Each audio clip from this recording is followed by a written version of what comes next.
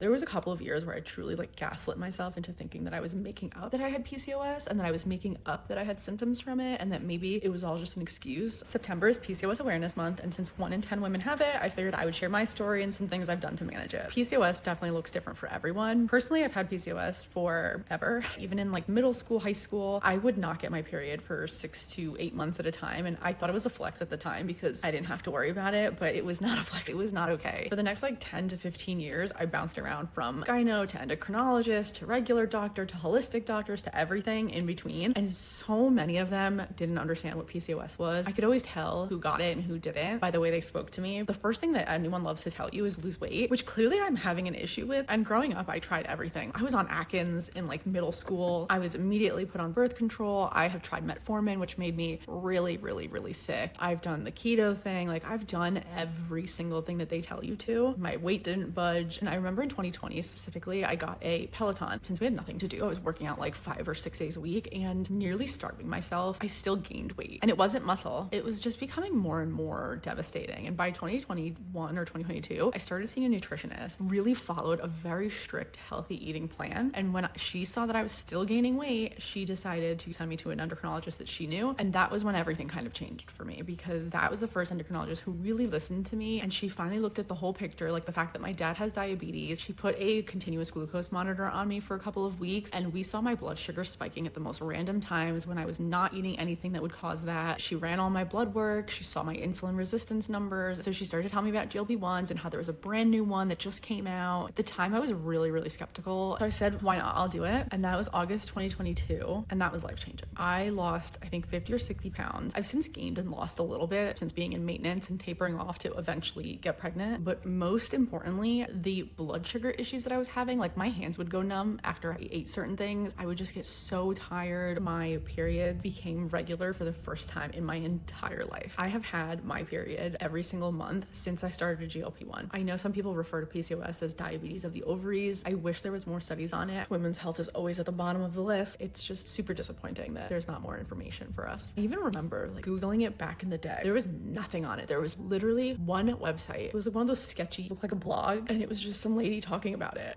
Is this even a real issue? Like, am I making this up? There was a couple of years where I truly like gaslit myself into thinking that I was making up that I had PCOS and that I was making up that I had symptoms from it and that maybe it was all just an excuse. It's not you, babe. If you don't know about PCOS, it is a hormonal disorder, and symptoms can range from pearl-like cysts on your ovaries to infertility to irregular periods, acne, facial hair, hair loss, and so on. Talk to your doctor. Do not take my word for it. If you're comfortable, please share your story in the comments. I would love to hear it. Bye.